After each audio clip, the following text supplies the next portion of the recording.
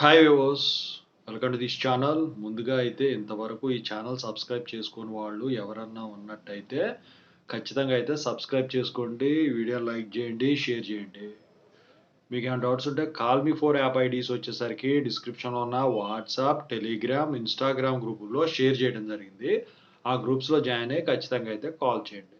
So ఈ కిందుట్లో వచ్చేసరికి చాలామంది స్టూడెంట్స్ అడుగుతా ఉన్నారు, ఇంటర్నల్ మార్క్స్ చేంజ్ చేసుకోవచ్చా అని చెప్పేసేసి. ఏంటంటే మాకు ఇంటర్నల్ సరిగ్గా లేదండి మా కాలేజెస్లో అని చెప్పేసేసి. సో ఇక్కడేంటంటే జనరల్‌గా ఇంటర్నల్స్ రెండున ఏ యూనివర్సిటీ అయినా గానివ్వండి, జేఎన్‌టీహెచ్ అయినా, జేఎన్‌టీజీవీ అయినా, జేఎన్‌టీఏ అయినా, జేఎన్‌టీకే అయినా. మిడ్స్ రెండూటి మీద యావరేజ్ చేసి పంపించిన తర్వాత అసలైతే మిడ్ మార్క్స్ అనేవి చేంజ్ చేయడం కుదరదు. అయితే దానికి ఒకటే ఒక సొల్యూషన్ ఉంది.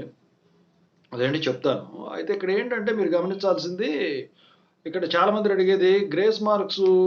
మరి ఇప్పుడు ఇంటర్నల్ నాకు 0 ఉన్నాయి. ఇప్పుడు నేను ఎక్స్టర్నల్‌లో పాస్ అయిపోయాను. మరి నాకు గ్రేస్ మార్క్స్ యాడ్ చేస్తారా? సో ఇలాంటి ప్రశ్నలుంటాయి. సో అంటే అట్లాంటప్పుడు ఏం చేయాలి? కంపల్సరీగా వచ్చేసరికి ఈ మిడ్ మార్క్స్ అనేవి మార్చాలి. సో ఒక్కసారి మరి కాలేజీలో ఫ్యాకల్టీ గనక మార్కులేసి ఎగ్జామ్ సెల్ ద్వారా గనక యూనివర్సిటీకి రీచ్ అయిపోతే ఇంటర్నల్ మార్క్సు మార్చాలి కాదు.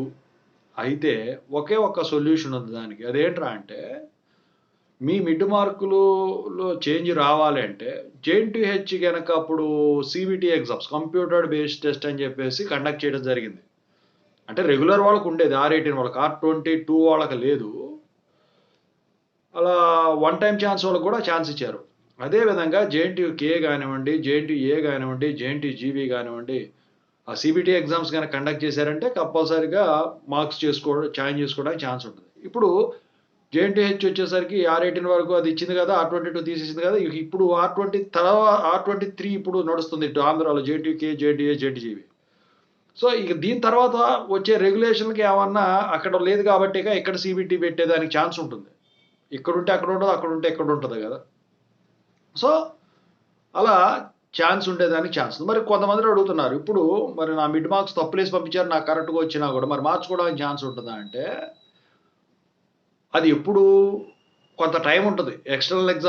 రెగ్యులర్ ఎక్స్‌టర్నల్ ఎగ్జామ్స్ రాసే ముందు కొంత టైం ఉంటది. ఆ టైంలోపే ఇది జేసుకోవాలి. వాళ్ళు అది గూడా కాలేజీ వాళ్ళు పంపించాలి. ఒక్కసారి రెగ్యులర్ ఎగ్జామ్ రాసి రిజల్ట్ వచ్చి గనక మార్క్స్ ప్రింట్ అయిందంటే మాత్రం ఇక మిడ్ మార్క్స్ మార్చుకోవడం అనేది highly impossible. Only unless if they provide CBT for each and every student, whatever may be the type of exams. అది regular exams, supply exams, one time exams, special supply exam, last chance exam ఏదైనా కానివ్వండి. So ఇదండి. ఓకేనా? ఈ వీడియోని అయితే ఖచ్చితంగా share చేయండి, లైక్ చేయండి. Thank you.